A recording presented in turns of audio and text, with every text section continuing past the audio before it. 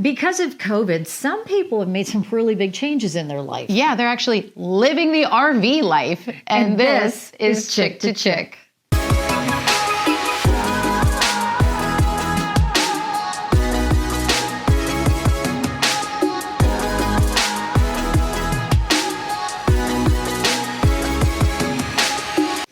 Because of COVID, there we go Lordy, again. beat you to say that those again. Three little words, but this is actually a good thing. Yeah. Because of COVID, some people have made some huge changes in their life, and I'm kind of jealous.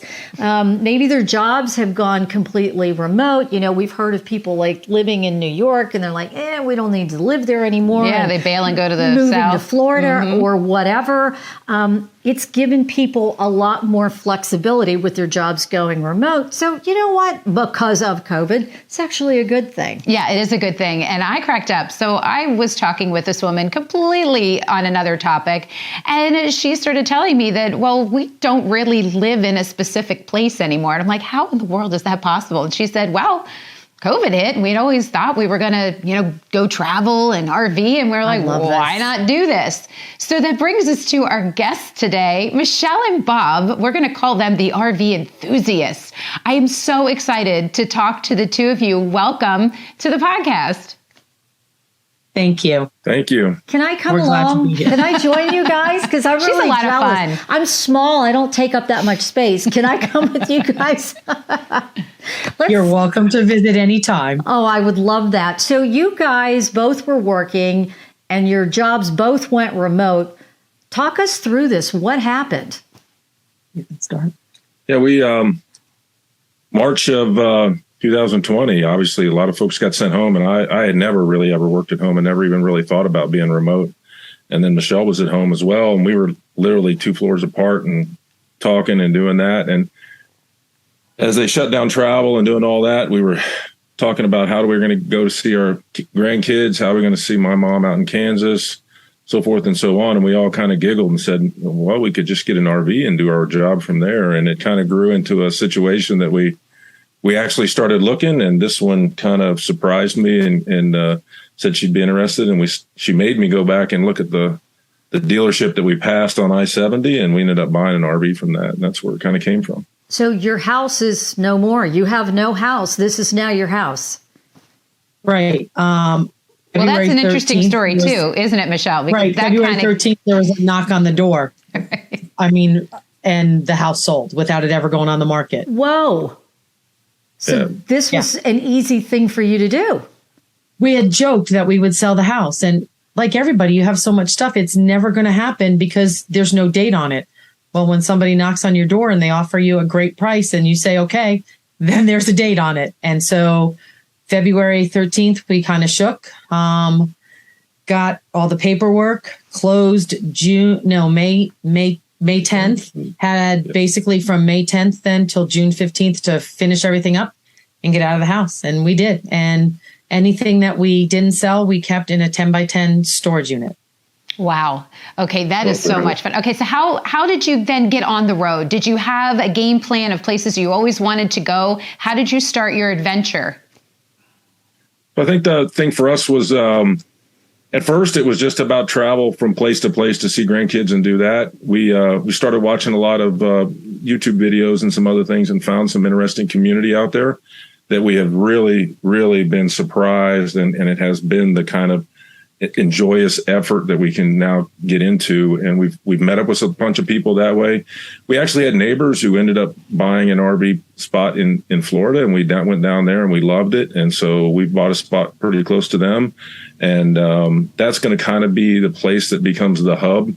Our grandkids are going to be another hub. And then from there, we'll try to spoke out and make some trips and do all of that. It's been fun. Been fun and interesting the last 2 years trying it. Michelle, tell us some of the cool places you've been to.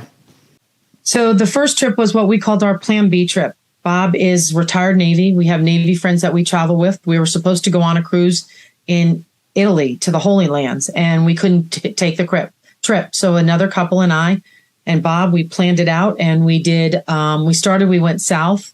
We did the Smoky Mountain Railroad. We did the incline. We zip lined. What else did we do? Oh, Rock Mountain And Chattanooga. So did that. And then we went and met up with some Navy friends in the middle to watch a football game. And then we headed north. We did the Niagara Falls. We did the Grand Canyon of PA and then came home. We were home 2 weeks and we looked at each other and we said, what are we doing here? Let's go again.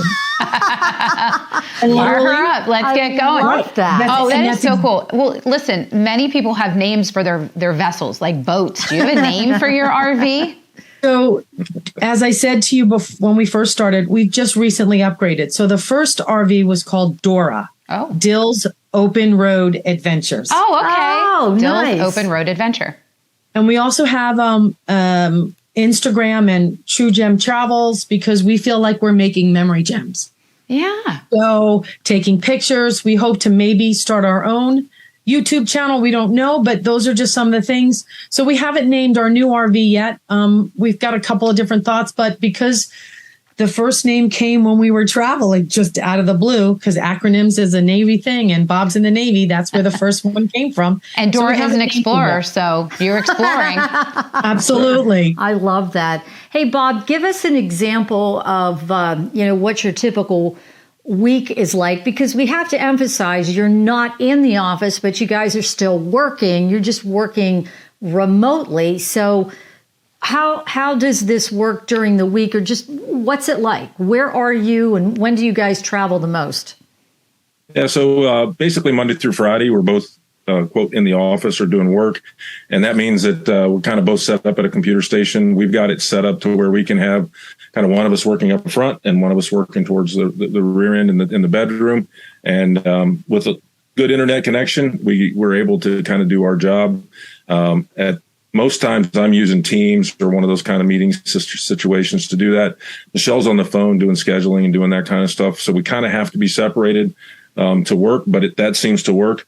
And then our basic plan is to pack up and move on a Friday, try to travel on Saturday and Sunday and do that. In the past, we've been kind of moving week to week. And I think our future plan would be to be in places longer, 2 to 3 weeks, so we can kind of explore, middle weekend, explore during the evenings and do that kind of stuff. We just, we've got a few things to get finished up here. We're kind of getting moved in and doing that for this new rig. Got a car to get fixed and then we'll be ready to go.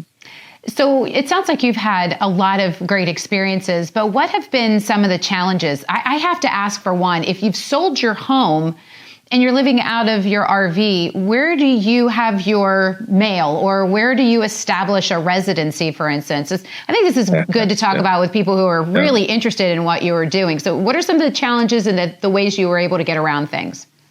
So we studied a lot of folks who have been doing this, and a few places are kind of set up. There's some states that are really good for kind of the tax processes and some other pieces of setting up domicile. And so we went with South Dakota. We actually went out there and established our residency out there, got our driver's licenses, and they have established a few places out there that do mail services. Essentially, our mail goes there. They process it. We're able to scan it if we want to see what's inside of it. And we actually just picked up a package today that came from them for this week. And so we kind of pack it up and do that. The thing that had happened kind of unbeknownst to us, really on purpose, was that we had gone mostly virtual mail. Everybody's giving you your stuff in the emails and that. So we don't get a lot of physical mail anymore. There's some things that we do get that we really need to get a hold of.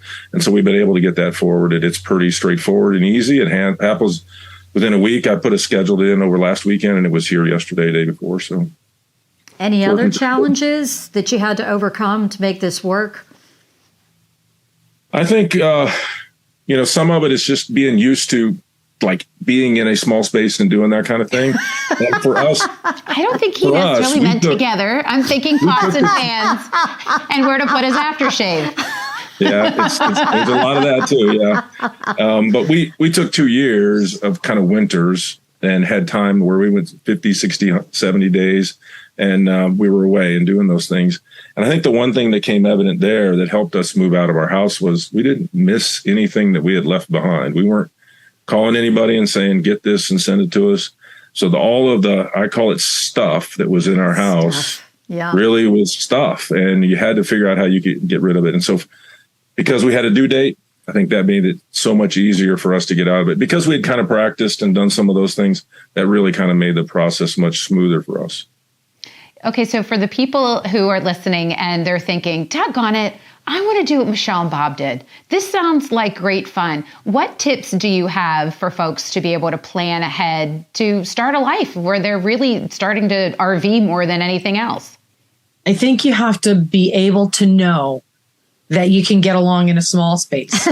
We've been married. I think that is crucial, number one. Right. We've been married 35 years. We've been together 38. Truly best friends. And so I'm not going to say we don't argue, but it's a different life right now. It's very easy. It's very comfortable. And we don't argue a lot, but we don't even argue hardly ever now. You know, you have your occasional things. I would say that. And then the ability to say to yourself, it's okay to leave where I have been for so long. I get to take all my memories with me, and my friends, if they're my friends, they'll still be my friends. Yep. And so keeping in contact with people. I mean, we've seen people just as much now as we did before, and those kind of things. So it's just saying to yourself, what are the choices I want, and looking at it. And the only other thing that I would say is, well, I did say that we bought a new RV. Our first RV was gas. This one is diesel. A diesel ride is much nicer than a gas ride. Yeah. And so just do your research and know and look, and maybe rent an RV before you actually buy one to see what it is that you like. Yeah, try it out. I think the other key is to never wait for the perfect time. Mm-hmm. The perfect time will never come along. In our case, we kind of were forced into it by COVID because we really wanted to travel, but we couldn't fly. We couldn't do those other kind of things. We actually had to turn down tickets and do all that kind of stuff because we had things planned in April of 20. And so for us, if we hadn't had that impetus, if we hadn't done it, I think that it would have been harder to find the perfect time to go do it. And so don't wait for it, because the memories are out there to be made. And if people wait, they're letting those memories kind of slip away. Well, you know what? When somebody knocks on your door and says, "Can I buy your home?" That sounds like great timing to me. I think you're hoping someone's going to knock on your door, aren't you? I think this is great. And I'm going to go back. Do you guys have room for me in there? I'm little. I don't take up that much space. You're pushy. You're trying to hone in on their space. Leave them be. I love what you guys are doing. I think it's fantastic. And I think you have a great message. Just do it. Just do it. So, yeah. Well, thank you so much. Telling us all about your adventures and how you've made it happen.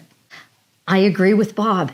It's stuff. You know how I feel about that. Bob doesn't know you enough to know how beautiful of a statement that was. When he said that, I'm like, that man's speaking to my heart. Completely. Like, it's just stuff. Oh, you could totally do that. I would totally do that. Plus, I love to travel. Oh, yeah. I think it's great. I know. Like I'm really, really jealous. This is actually what I would like to do. I don't know that I want to sell my house to do and do it, but I love it. And I hope for those who are listening at home that they're inspired. If they are like Michelle and Bob and they're like, what am I waiting for? Why not just go and do it? Go and do it. Knock, knock. I want to buy your house. Yeah.